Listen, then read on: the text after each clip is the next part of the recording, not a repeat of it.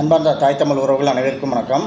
சமீபத்தில் ஒரு பேட்டியில் ஒரு அமைச்சர், அதாவது தாவக்கவை சேர்ந்த ஒரு அமைச்சர் சீமானை பற்றி கேட்கும்போது, சீமான்னா யாருன்னு எனக்கு தெரியாது அப்படிங்கிற மாதிரி ஒரு பதில் கொடுத்துருக்கிறாரு. ஸோ அவருக்கு தான் இந்த பதிவு. மக்களே, நீங்கள் என்ன புரிஞ்சுக்கிட்டீங்க அப்படின்னா, இதிலேருந்து அவரை நம்ம குறை சொல்கிறதுக்கு அவசியம் இல்லை. ஏன்னா நீங்கள் யாருக்கு ஓட்டு போட்டுங்கிறது தெரியாமலே நீங்கள் வாக்கு செலுத்திருக்கீங்க. ஸோ இதை மக்கள் தான் நம்ம திட்டணும். நம்ம ஏசணும்னா மக்களை தான் ஏசணும். ஒரு முட்டாப்பைய மக்கள்னு ஏசணும். உண்மையிலே சொல்லப்போனால் மக்களே, உங்களுக்கு தான் அறிவுங்கிறதே இல்லை. யாருக்கு ஓட்டு போடணுங்கிற அறிவே இல்லை. ஓகேங்களா? ஒரு சின்ன குழந்தைய கேட்டால் கூட தெரியும், இன்றைக்கி வேர்ல்டு லெவல் ஒரு லீடர் இருக்காருன்னா அது சீமான் மட்டும்தான். சரிங்களா? எல்லாத்துக்குமே தெரியும். வேர்ல்டு லெவலில் உள்ள எல்லாத்துக்குமே ஓரளவு தெரியக்கூடிய ஒரு தலைவர் அப்படின்னா இன்றைக்கி சீமான் தான். அவரையே ஒருத்தன் தமிழ்நாட்டில் தெரியாது அப்படின்னு சொன்னோம்னா அவனுக்கு ஒரு அமைச்சர் பதவி கொடுத்துருக்காங்க.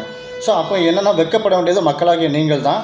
இதில் இன்னொரு விஷயம் என்ன, ஒரு கொடுமையான விஷயம்னா, அந்த மனிதருக்கு ஒரு அமைச்சர் பதவி கொடுத்துருக்காங்க பார்த்தீங்களா?